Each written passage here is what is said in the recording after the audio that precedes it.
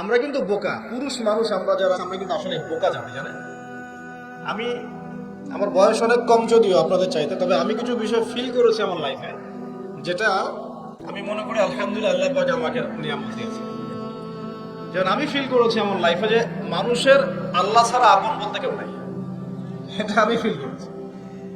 আল্লাহ পাক ছাড়া একজন মানুষের সত্তাগত আপন, আপনার সত্তা আত্মাগত আপন বলতে আসলে কেউ নাই। যারা আছে আমাদের আশপাশে সবাই সবার স্বার্থে থাকে, সবাই সবার প্রয়োজনে থাকে। প্রয়োজন শেষ হলে আপনাকে চিনবেও না অনেকে। আপনি আমি যখন ইন্তেকাল করব, এমন হবে 40 দিন পর কেউ আমাদের কবর জিয়ারত করবে কিনা সন্দেহ আছে। এগুলো বাস্তবতা।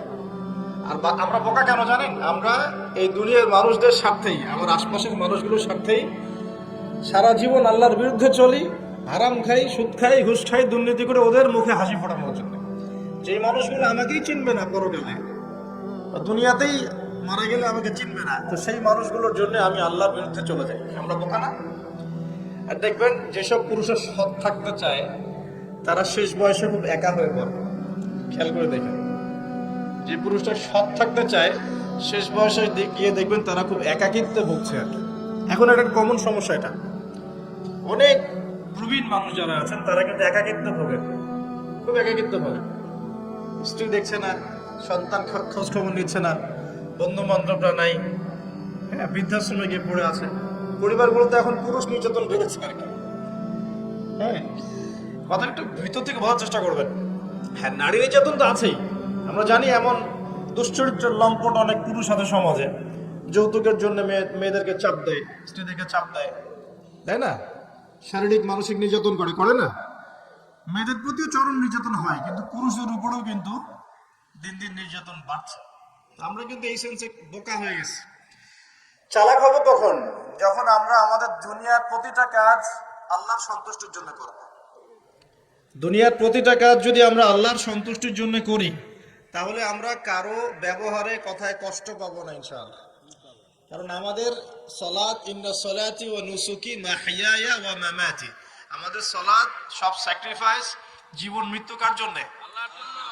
আল্লাহর কাছে আমার এক্সপেকটেশন থাকবে যে আল্লাহর কাছে আমি চাই, কোনো মানুষের কাছে কোনো এক্সপেকটেশন নাই, তখন আপনি কষ্ট পাবেন না। জীবনে সুখে থাকার ফিলোসফি অফ হ্যাপিনেস হচ্ছে এটা। জীবনে সুখে থাকার, সুখী হওয়ার, এই দুনিয়ার জীবনে সুখী হওয়ার ফিলোসফি হচ্ছে যে আল্লাহ ছাড়া কারো কাছে আশা করেন না, এবং আল্লাহ ছাড়া অন্য কারোর জন্য কোনো কিছু করতে চান না, আল্লাহকে সন্তুষ্ট করার জন্য করতে যান। ইনশাআল্লাহ আল্লাহ পাক আপনাকে সবকিছুই দিবে ইনশাআল্লাহ। সম্মান, মর্যাদা, প্রতিপত্তি, মানুষের ভালোবাসা সবই পাবেন যদি আপনি আল্লাহর হয়ে যান। আমি একটু ভিতরে চলে আসছি আর কি, বাইরে আসে আবার আসেন। তো এই যে কুরসির কথা বলছিলাম, আয়াতুল কুরসি কেন তেলাওয়াত করবেন? কারণ রাত্রেবেলা একজন মালাক বা ফেরেশতা আপনাকে পাহারা দিবে ইনশাআল্লাহ। আর পশ্চিমাদের দর্শন বলে দিলাম, ওরা কিন্তু এই অদৃশ্যের জগতে বিশ্বাস করে না। এই কারণে আমরা যারা অদৃশ্যের জগতে বিশ্বাস করি, আমাদেরকে এইসব সাম্প্রদায়িক শব্দ দিয়ে তারা সারা বিশ্বের বুকে আন্ডার এস্টিমেট করার চেষ্টা করেছে। এটা ধরতে হবে এগুলা। সামনে আসেন। এখন কুরসির পরে কি আছে? এই কুরসির উপরে আছে একটা মহাসাগর। কি আছে? মহাসাগর। নাসা কি বলেছে এখন পর্যন্ত? এই জন্য আমরা কেউ বিশ্বাস করি না। কালকেই যদি দেখবেন নাসা বলে দেয় হ্যাঁ একটা মহাসাগরের সন্ধান পাওয়া গেছে, পৃথিবী থেকে লক্ষ কোটি আলোকবর্ষ দূরে, নাম দিয়ে দিল যে .FM0000mm2, একটা নাম দিয়ে দিল। ওরা তো এরকম নাম দেয় আর কি, তাই না? তখন কিন্তু দেখবেন সারা বিশ্বের মানুষ চোখ বন্ধ করে বিশ্বাস করবে কি না? আমরা কিন্তু আল্লাহর প্রতি চোখ বন্ধ করে বিশ্বাসের জায়গায় এই পশ্চিমাদের উপর এখন চোখ বন্ধ করে বিশ্বাস করি। এটা কি বুঝেন? এটা কিন্তু শিরক হচ্ছে, এটাও শিরক হচ্ছে।